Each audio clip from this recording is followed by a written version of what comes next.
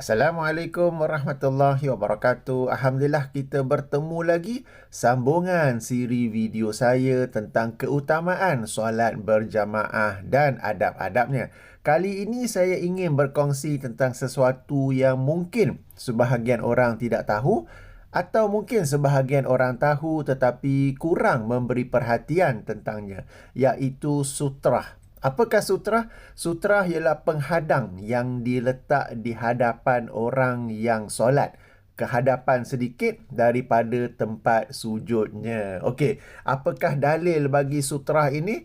Ayuh kita rujuk hadisnya dalam Sunan Abu Daud, hadis nombor 598, atau ikut penomboran lain hadis nombor 698 dengan darjat yang sahih, di mana Rasulullah SAW bersabda, "Iza shalla ahadukum falyusalli ila sutratin wal yadnu minha." Apabila salah seorang daripada kalian melaksanakan solat, maka solatlah menghadap sutrah ataupun solatlah ke arah sutrah dan hendaklah dia menghampirinya. Okey, ini dalilnya. Okey, zahir hadis nampak seperti wajib sebab Rasulullah SAW seperti memerintahkan, kan? Kalau lafaz hadis tu, apabila salah seorang daripada kalian solat, maka solatlah menghadap sutrahnya. Okey, tetapi jumhur ulama berpandangan hukumnya adalah sunat sahaja. Jumhur ulama, yang ini majoriti ulama, berpandangan hukum sutrah ialah sunat. Kenapa dikatakan sunat? Kerana terdapat beberapa hadis yang lain yang menerangkan Rasulullah SAW pernah juga solat tanpa ada sutrah di hadapan baginda. Okey, ini adalah pandangan jumhur bahawa ia adalah sunat.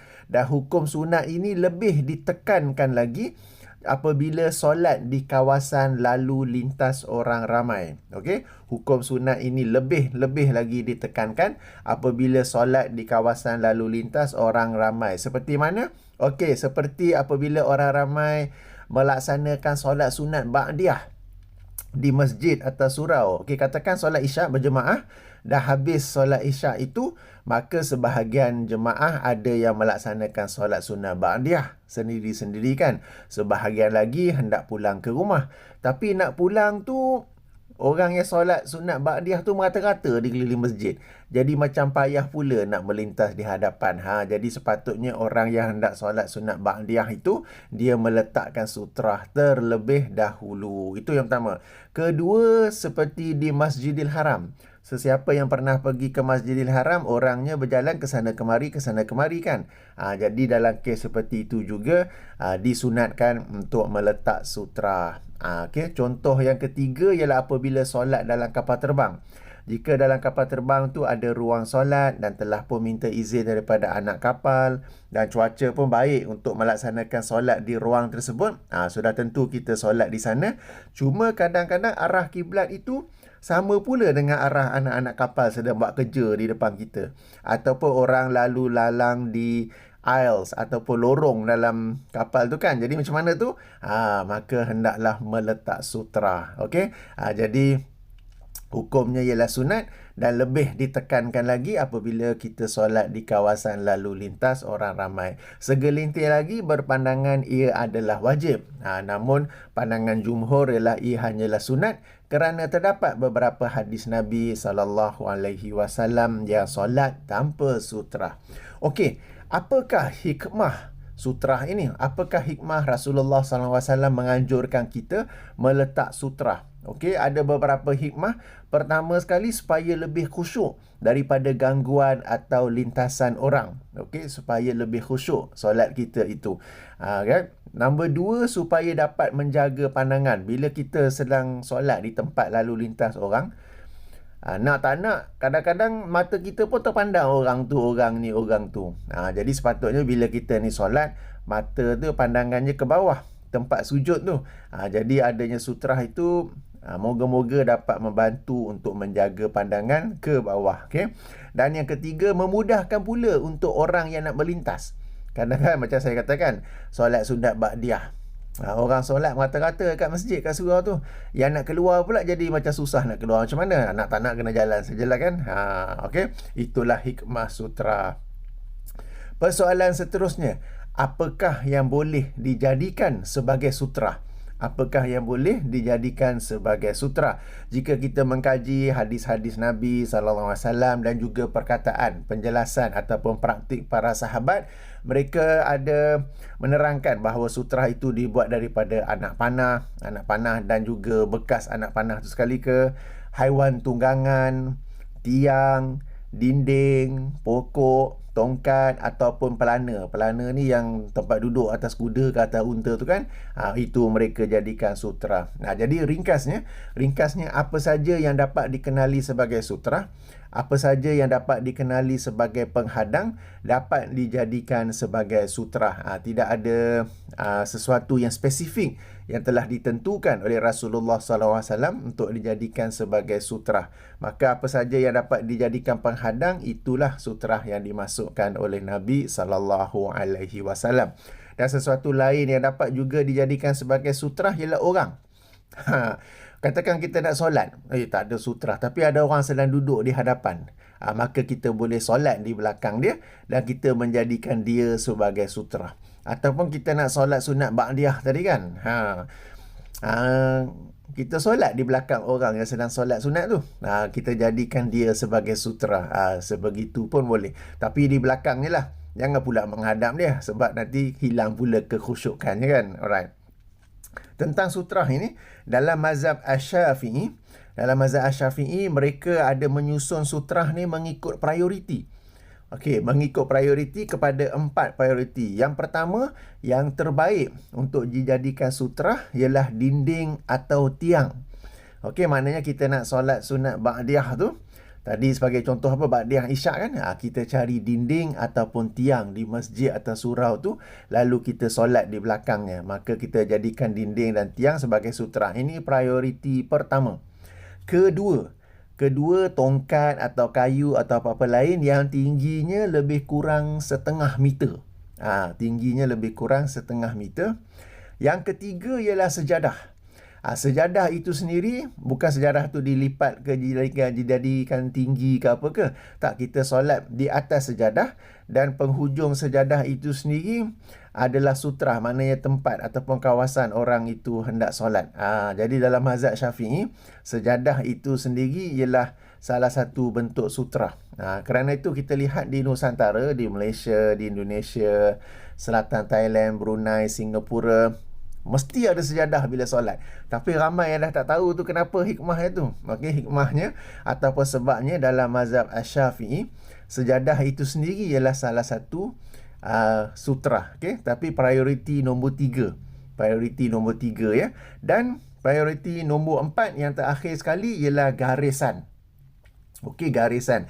Jadi bila seseorang itu solat, tadi saya bagi contoh solat sunat ba'diyah kan di masjid atau surau, sebenarnya garisan dekat kapet itu sudah cukup untuk dijadikan sutra. Akan tetapi poin penting, ini ialah prioriti terakhir. Dalam mazhab Asy-Syafi'i, ini ialah prioriti terakhir. Maknanya orang yang nak solat sunat tu, dia perlu first kali dia cari tiang atau dinding. Itu yang first kali. Nombor 2, kalau tak ada, dia meletak sesuatu di hadapannya setinggi lebih kurang 0,5 meter. Tapi sebenarnya tak payah 0,5 meter. Ada sesuatu yang dapat dikenali sebagai sutra. Macam contoh saya berbasikal pergi solat, dan bila berbasikal tu saya ada bawa backpack kecil di belakang untuk letak kopiah apa semua kan. Jadi saya letak backpack tu di hadapan saya sebagai sutra. Backpack itu sebagai sutra. Kadang-kadang sebahagian surau, sebahagian masjid yang saya pergi itu ada banyak rehal yang digunakan, yang disusun di tepi. Tetapi bila-bila ada majlis pengajian di masjid atau surau itu, orang ramai boleh menggunakan rehal itu sebagai meja lah untuk mereka menulis nota ke, meletak bahan rujukan ke. Maka saya mengambil rehal atau meja kecil itu sebagai sutra, letak di hadapan. Meskipun di masjid di surau itu kapetnya dah ada garisan-garisan dah, tiles dekat luar pun dah ada garisan dah, tetapi ingat, itu adalah prioriti yang terakhir. Jadi selagi mana kita boleh ada sutra yang lain, maka hendaklah diusahakannya. Jadi salah satu contoh ialah menggunakan rehal ataupun backpack. Okey, kemudian barulah sejadah. Macam sekarang ini di Selangor, SOP solatnya kerana COVID-19 masih lagi perlu ada sejadah. Okey, jadi sejadah pun boleh, tetapi ingat prioriti yang ketiga. Prioriti yang keempat semua tak ada. Barulah garisan, barulah garisan di sini, garisan di kapet itu. Okey, tentang garisan ni ada sebuah hadis, tetapi hadis itu adalah dhaif, yang menjadikan hadis itu, riwayat itu menerangkan menjadikan garisan sebagai sutrah. Ia adalah hadis yang dhaif, ya. Tetapi walaupun dhaif, dari sudut maksudnya itu boleh juga, cuma saya tekankan sekali lagi, ia adalah prioriti yang terakhir dalam mazhab Asy-Syafi'i. Sebab sebahagian orang mungkin dia tahu tentang perkara ini, mungkin dia tahu bahawa garisan sahaja sudah cukup untuk jadikan sutra, tetapi mungkin dia terlepas pandang bahawa itu adalah prioriti yang keempat, yang last sekali. First kali saya ulangi ialah dinding atau tiang. Nombor dua, sesuatu yang ada letak di hadapan. Okey, beg ke, rehal ke. Dan yang ketiga, sejadah. Dan keempat ialah garis yang digariskan. Okey, ini benda-benda yang boleh dijadikan sebagai sutra. Di sana ada juga benda-benda yang tidak boleh dijadikan sebagai sutra. Apakah itu? Pertama sekali, patung atau gambar. Kerana ia menyerupai seolah-olah sedang menyembah sesuatu yang lain.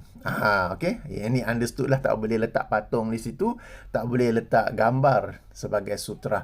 Dan di sini perlu dibetulkan, ada sebahagian aliran-aliran tarikat, apabila mereka solat, mereka meletakkan gambar Tok Guru di hadapan itu, gambar Tok Guru, ya. Kononnya dapat menambah kekhusyukan. Ini adalah sesuatu yang salah, telah pun saya ulas dalam video yang lain, ya. Dalam video yang lain, ini kata mereka untuk lebih menambahkan lagi kekhusyukan. Okey, padahal ia bukanlah sesuatu yang betul. Saya tak nak jelaskan di sini sebab saya telah jelaskan dalam video yang lain. Link bagi video itu dalam kotak description, ya. Jemput tonton di situ. Okey. Tapi yang pertama, perkara ataupun benda yang tidak boleh dijadikan sebagai sutra ialah patung atau gambar, kerana ia menyerupai seolah-olah sedang menyembah sesuatu yang lain. Itu yang pertama. Yang kedua, apa-apa lain yang kalau letak itu mengganggu kekhusyukan. Okey, mengganggu kekhusyukan. Katakan, macam mana nak cerita, dia letak beberapa buku ke, okey, dan di atas buku tu sekali majalah tu ada gambar. Dan gambar yang mengganggu kekhusyukan. Yang ini tak boleh juga, sebab kalau kita ingat antara hikmah sutrah ini ialah supaya kita lebih khusyuk solat. Tapi jangan pula letak sebagai sutra sesuatu yang mengganggu kekhusyukan solat. Baik. Boleh tak meletak Al-Quran sebagai sutra? Boleh tak menjadikan Al-Quran sebagai sutra? Di sini ada perinciannya. Pertama, jika Al-Quran itu diletak terus atas lantai atau diletak terus atas kapet, yang itu tak boleh, kerana itu adalah termasuk dalam perbuatan yang tidak menghormati Al-Quran. Okey. Kedua, jika Al-Quran diletak di atas rehal. Okey, di atas rehal boleh atau tidak? Di sini ada perbincangannya. Sebahagian kata boleh, sebahagian kata tak boleh. Kenapa pula tak boleh? Sebab penghadang sutra ni ialah untuk menghadang orang lain daripada jalan. Okey, daripada melintas ke apa ke. Dimembangi ada pula orang yang tersepak ke, ada orang pula yang terlanggar ke. Jadi ia bukan nak kata haram ke apa ke, not recommended. Tidak disyorkan, ya. Jadi sebaik-baiknya carilah benda lain untuk dijadikan sutra, bukan pula Al-Quran di atas rehal. Okey, poin seterusnya, lokasi sutra. Nak letak mana sutra ni? Sutra itu ialah di tempat kita sujud tu depan sikit, supaya kita dapat sujud just before the sutra. Okey, sebab sutra ni adalah penghadang, maka kita letak di hadapan kita. Hadapan tu sejauh mana? Okey, seseorang itu tahu mengikut ketinggian badannya, dia akan tahu bila dia sujud banyak mana ruang yang dia perlukan. Maka dia letakkan sutra itu di hadapan sedikit, ya. Katakan seseorang itu menjadikan bagnya sebagai sutra, maka dia letak di hadapan sedikit daripada tempat sujudnya, supaya apabila dia sujud just before the sutrah itu. Dan di sini kita dapat tahu juga bahawa sutrah ini berbeza-beza jaraknya. Sebab bagi orang yang tinggi, macam saya ni tinggi 6 kaki 1 inci, maka bila saya sujud tu saya perlukan ruang yang lebih. Maka sutrah saya mungkin ke depan lagi. Bagi orang yang ketinggian sederhana ataupun normal, sutrah dia mungkin kurang sikit jauhnya ya. Okey. Sebab tu saya sendiri alhamdulillah suka solat di saf pertama. Sebabnya bila saya sujud memang ke depan lagi. Sebab saya yang jenis tinggi. Kalau nak sujud di tempat sujud di kapet tu, memang kena mengecilkan badan lah. Okey, ini sebagai cerita tambahan ya. Okey, jadi sutrah itu letak di mana? Mengikut ketinggian masing-masing di hadapan tempat sujudnya itu sendiri ya. Okey, jika sutrah itu bergerak, macam mana sutrah boleh bergerak? Baiklah, katakanlah seseorang itu menjadikan orang lain sebagai sutrah. Dia solat sunat ba'diyah, dia jadikan orang yang di hadapannya tu yang sedang solat sunat ba'diyah juga sebagai sutrah. Tengok-tengok orang tu semayang lagi, sekejap dia dah habis. Dia tengah solat lagi, macam mana tu? Okey, jadi dibolehkan untuk bergerak mencari sutrah yang baru. Katakan sebelah tu ada orang lagi sedang solat. Jadi kita ke kanan ataupun ke kiri dan menjadikan orang itu sebagai sutrah. Apabila saya kata jadikan orang sebagai sutrah, tak payah pergi tepuk bahu dia. Tak payah pergi bisik, bro, saya jadikan kau sutrah, tak payah. Okey, sendiri-sendiri berdiri belakang dia untuk solat ya. Jadi boleh bergerak. Di sini timbul pula persoalan, macam mana ni? Boleh ke bergerak-gerak dalam solat?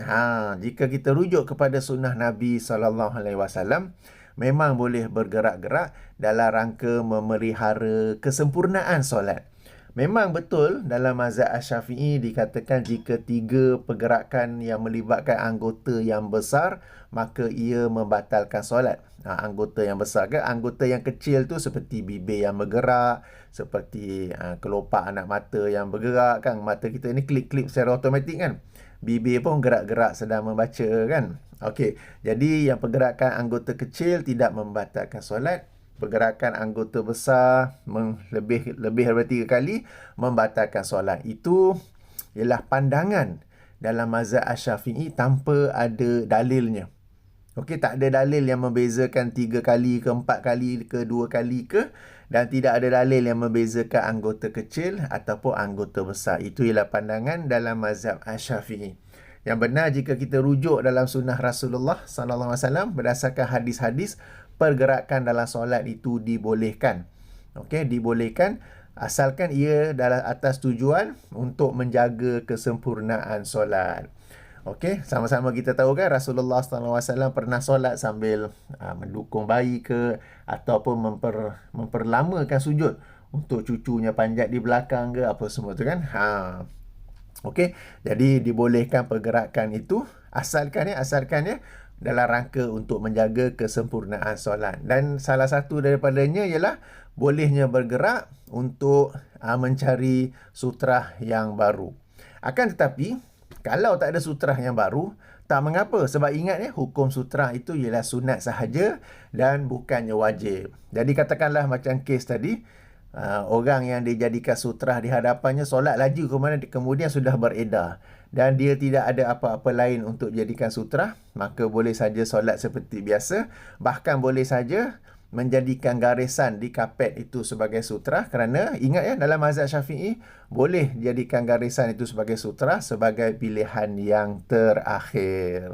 Okey, right. Seterusnya, sutrah bagi solat berjemaah. Sutrah bagi solat berjemaah. Okey, bagi solat berjemaah, sutrah bagi imam menjadi sutrah bagi makmum. Okey, jadi bagi imam di hadapannya tu ada sutrah, ataupun lazimnya imam bila solat di masjid, di surau, ada tempat di hadapan yang dipanggil sebagai mihrab tu kan. Jadi itu sudah pun menjadi sutrahnya, iaitu dinding mihrab itu sendiri. Bagi makmum tak perlu lagi ada sutrah. Kerana itu dalam hadis-hadis kita rujuk apabila para sahabat solat bersama dengan Rasulullah SAW, para sahabat yang berada di saf pertama tu mereka tidak meletak sutrah di hadapan mereka. Kenapa? Kerana sutrah bagi imam sudah pun menjadi sutrah bagi makmum. Baik, demikianlah beberapa perkara yang ingin saya kongsikan tentang sutrah. Jadi ayuh sama-sama kita mengamalkan sunnah sutrah. Okey, sunnah sutrah. Sebab ingat, ia merupakan anjuran daripada Rasulullah sallallahu alaihi wasallam. Okey, dan ia adalah sesuatu yang hukumnya sunat. Pun demikian, amatlah ditekankan untuk meletak sutrah, mengadakan sutrah ataupun meletak sutrah bagi sesiapa yang solat di tempat yang banyak berlakunya orang ramai lalu lalang. Jika solat bersendirian pun dianjurkan meletak sutrah, sebab apabila Rasulullah SAW menyebut apabila salah seorang daripada kalian solat, maka solatlah ke arah sutrah. Okey, dan menghampirilah dengannya. Baginda tidak membezakan sama ada solat bersendirian di tempat yang tersembunyi ataupun solat di tempat yang orang ramai lalu lintas. Maka solat bersendirian pun memang dianjurkan, solat di hadapan tiang, di hadapan dinding ataupun adanya sutrah. Namun ia lebih ditekankan, lebih lagi ditekankan apabila solat di tempat lalu lintas orang ramai, ya. Jadi ayuh kita hidupkan sunnah Rasulullah sallallahu alaihi wasallam ini. Okey, insya-Allah kita sambung dalam video yang lain pula. Video yang lain tentang hukum melintas orang yang sedang solat. Baik orang itu ada meletakkan sutrah, kes kedua orang itu tidak meletakkan sutrah, kes ketiga dalam solat berjemaah. Maknanya katakan seseorang itu sedang solat, dia saf yang ke-5, ke-6, ke-9 ke tiba-tiba dia terbatal wuduk. Lalu dia nak keluar pergi ambil wuduk. Tapi macam mana pula ni? Nanti melintas di hadapan orang yang solat kan? Itu kita sambung dalam video seterusnya, insya-Allah. Video ini kita fokus kepada sutrah. Maknanya orang yang sedang solat, dia meletak sutrah. Okey, video yang akan datang kita fokus pula kepada orang yang hendak melintas di hadapan orang yang sedang solat. Macam mana pula hukumnya, ya? Insya-Allah. Okey, kita jumpa lagi nanti. Subhanakallahumma wa bihamdika asyhadu an la ilaha illa anta astaghfiruka wa atubu ilaika. Bagi sesiapa yang tertanya-tanya, video ini saya ambil ketika pemanduan untuk pergi bercuti di pantai timur.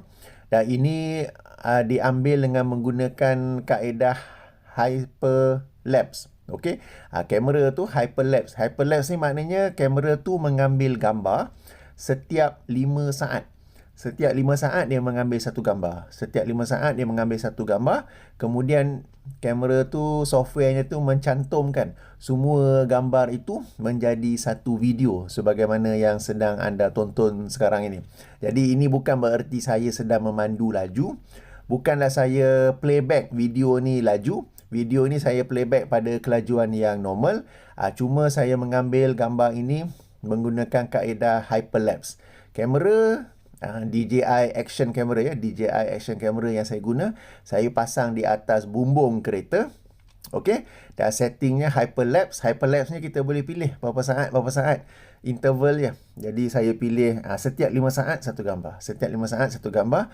Jadi inilah hasilnya, ya. Okey, inilah hasilnya. Bukan saya pandu laju, bukan saya lajukan mainan video, tetapi inilah dia ambil gambar setiap 5 saat.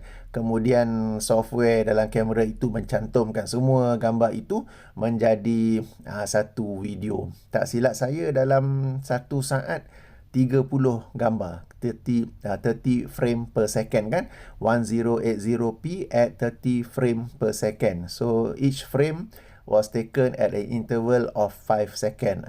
Ni kalau sesiapa yang minat alat-alat canggih kamera-kamera sekarang ni lah. Okey, baik, kita jumpa lagi nanti insya-Allah. Assalamualaikum warahmatullahi wabarakatuh.